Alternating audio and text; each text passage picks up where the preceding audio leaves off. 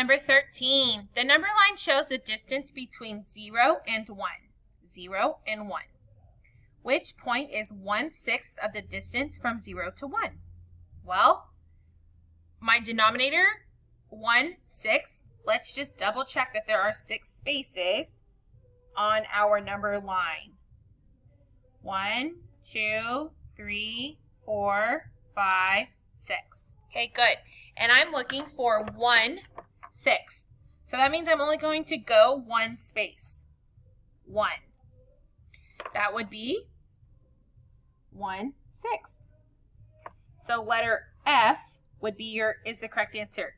But let's check out letter G, H, and J. Where is G at? That's 1, 2, 3.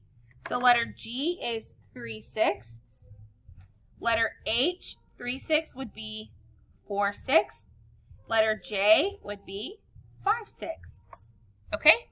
You don't always have to do your jumps. If you know that this is 1/6, then I would have known 2/6, and then 3/6, 4/6, 5/6, and then you could say 6/6 or 1 whole.